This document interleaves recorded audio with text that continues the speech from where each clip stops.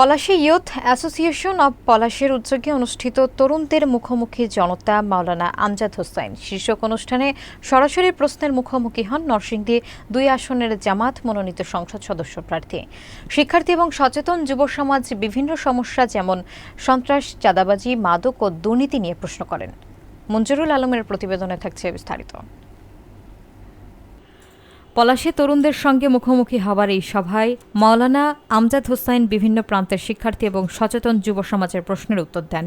তিনি সন্ত্রাস, চাঁদাবাজি, মাদক এবং দুর্নীতির বিরুদ্ধে জিরো টলারেন্স নীতি গ্রহণের অঙ্গীকার ব্যক্ত করেন এবং জনগণের সহায়তায় সমৃদ্ধ পলাশ বিনির্মাণের দৃঢ় প্রত্যয় জানান। শিক্ষা সংস্কারের ব্রিটিশদের শিক্ষা ব্যবস্থার ইতিবাচক দিক রেখে খারাপ দিক বাতিল করা হবে, নৈতিক এবং আধুনিক শিক্ষাকে গুরুত্ব দেওয়া হবে। নারীদের ক্ষমতায়ন, শিক্ষা ও সেলফ ডিফেন্স প্রশিক্ষণের ব্যবস্থা গ্রহণের আশ্বাস দেন। এছাড়া পলাশকে উন্নত যোগাযোগ ব্যবস্থা এবং শিল্পনগরী হিসেবে গড়ে তোলার পরিকল্পনা তুলে ধরেন। অনুষ্ঠানে শিক্ষার্থী ও বিভিন্ন শ্রেণী পেশার তরুণ ও সচেতন নাগরিকরা উপস্থিত ছিলেন। সভায় জনগণকে সঙ্গে নিয়ে সামাজিক, অর্থনৈতিক এবং শিক্ষাগত উন্নয়নের ওপর গুরুত্ব দেওয়া হবে বলে তিনি উল্লেখ করেন। কষ্ট হচ্ছে যারা চাকরির সংস্থান তো খুবই অল্প, তো যারা কর্মসংস্থান সৃষ্টির জন্য যারা কোনো কিছু উদ্যোগ দিতে চায় তাদের দেখা যাচ্ছে ক্যাপিটাল বা ফান্ডের যে অবস্থা তাদের সংকটে থাকে। তো আমার কষ্ট হচ্ছে যে আপনারা যদি দায়িত্ব পান তাহলে এই তরুণদের জন্য যে কর্মসংস্থান সৃষ্টিতে আপনারা কি ভূমিকা রাখবেন? আমাদের পলাশ কিংবা নরসিংদী 2 আসনের প্রচুর স্বল্প শিক্ষিত এবং উচ্চ শিক্ষিত বেকার রয়েছে। পাশাপাশি আমাদের মাঝে অনেক নিরক্ষর বেকার রয়েছে।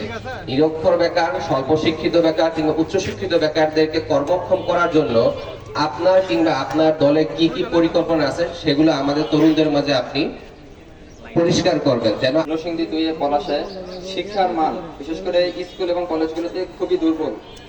বিশেষ করে প্রাইমারি স্কুল এবং মক্তবগুলোতে শিক্ষার মান খুবই ভঙ্গুর হয়ে পড়ছে। তাকে একটা পুঁজি দেব, এই পুঁজিটা নিয়ে সে ব্যবসাটা শুরু করবে। এই শুরু করার পরে আমরা তাকে আরো সাপোর্ট দিব। আমরা এটা চিন্তা করছি এভাবেই।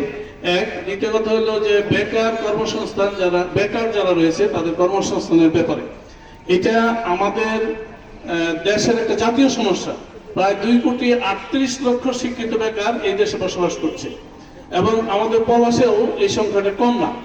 আমরা বেকারদের নিয়ে যদি জনগণ আমাদেরকে চিন্তা করে, আমাদেরকে চয়েস করে, তাহলে বেকারদের নিয়ে আমরা ইনক্লুসিভ কিছু কর্মসূচি গ্রহণ করব।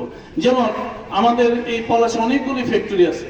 এই ফ্যাক্টরিতে আমরা মালিকদের সাথে বসবো যে পলাশের লোকজন ফার্স্ট, তাদেরকে আগে নিয়োগ দিতে হবে। যদি তাদের যোগ্যতা থাকে, এই যোগ্যতায় তাদেরকে নিয়োগ দিতে হবে। এরপরে মানে ট্রেনিং ফর জব, যারা বেকার আছে, দেখা যায় দক্ষতা বেকার কিন্তু তার দক্ষতা নাই, দক্ষতা না থাকার কারণে জব আছে কিন্তু তাকে কাজে লাগানো যাচ্ছে না। এই জন্য আমরা ট্রেনিং ফর জব, যেটা যে তার চাকরির জন্য আমরা ট্রেনিং দেবো, তাকে দক্ষ করে তুলবো, তাকে অভিজ্ঞ করে তুলবো ইনশাল্লাহ। এটা আমাদের ইয়ে। তারপরে এই বেকারদের বলে আমরা এই আইনের প্রয়োগ করব এবং যেই পরিবার শুধু টাকার অভাবে, পভার্টির অভাবে, দারিদ্রতার অভাবে ছেলেকে স্কুলে পাঠাতে পারে না, তার দায়িত্ব সরকার নেবে ইনশাআল্লাহ এবং তাকে পূর্ণ শিক্ষিত করে তুলবে অন্য 10 জনের মধ্যে। এখানে কোনো বৈষম্য করা হবে না, ডিসক্রিমিনেশন হবে না। আরেকজন ভাইয়ের প্রশ্ন ছিল ইমাম খতিবরা। এটা বাংলাদেশের বাস্তবতা যে ইমাম খতিবরা আয়ের দিক থেকে যথেষ্ট ল লেভেল, যেখানে তাদের অনেক কিছু ইচ্ছে করে কিন্তু ইচ্ছে পূরণ করা যায় না অর্থের অভাবে।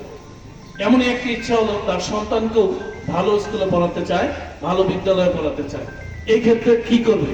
এই ক্ষেত্রে আপনার আগের নীতি আমরা অবলম্বন করব। শিক্ষা থেকে বাদ পড়বে না কেউ, যে যেখানে পড়তে চায় আমরা তার সুযোগ করে দিব। দ্বিতীয় কথা হলো শিক্ষার যে বাণিজ্যিকীকরণ যেটা আছে, কমার্শিয়ালাইজেশন অফ এডুকেশন, এই বাণিজ্যিকরণ আমরা যদি বন্ধ করতে পারি তাহলেও অপেক্ষাকৃত দুর্বল শ্রেণীর যারা, তারাও তাদের সন্তানকে শিক্ষিত করে তুলতে পারবে। এই ক্ষেত্রে আমরা জেলা প্রশাসনের সাথে একাধিক মিটিং হয়েছে, আমরা এই বিষয়টা আলোচনায় নিয়ে আসছিলাম। গত বছর আমরা শিক্ষা প্রতিষ্ঠানে একটা সরকারিভাবে একটা বেতন আমরা ধরে দিয়েছিলাম, কিন্তু এটা কার্যকর হয় নাই।